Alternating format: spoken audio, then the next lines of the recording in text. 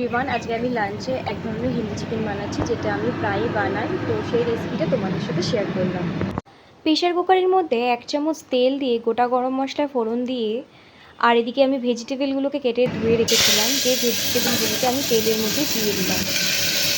সেই ভেজিটেবলগুলোর মধ্যে ছিল হচ্ছে গাজর, পেঁপে, গোটা লঙ্কা, পেঁয়াজ, টমেটো, ক্যাপসিকাম। আর সাথে দিয়ে দিলাম 1 চামচ আদা রসুন পেস্ট, দিয়ে ভালো করে নাড়লাম। সবজিটাকে তেলে দেওয়ার পর দিয়ে দিলাম আদা রসুন পেস্ট, তারপর দিয়ে দিলাম মাংসটাকে, যেটা আমি আগে থেকে ধুয়ে লেবু মাখিয়ে রেখে দিয়েছিলাম। তারপরে দিয়ে দিলাম 1 চামচ নুন আর গোলমরিচের গুঁড়ো 1 চামচ করে। তারপর ভালো করে সেটাকে নাড়লাম। কষাতে হবে যাতে মশলাটা ভালো করে কষে যায় আর মাংসটা হালকা যেন সেদ্ধ হয়ে যায়। ভালো করে কষাতে হবে। ভালো করে কষানোর পর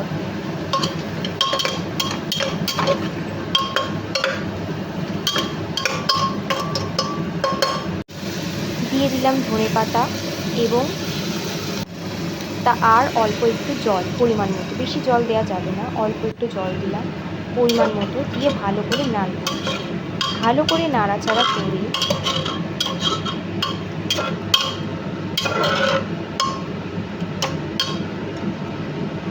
প্রেসারের ঢাকনা আটকে 2 থেকে 3টে সিটি দিতে হবে।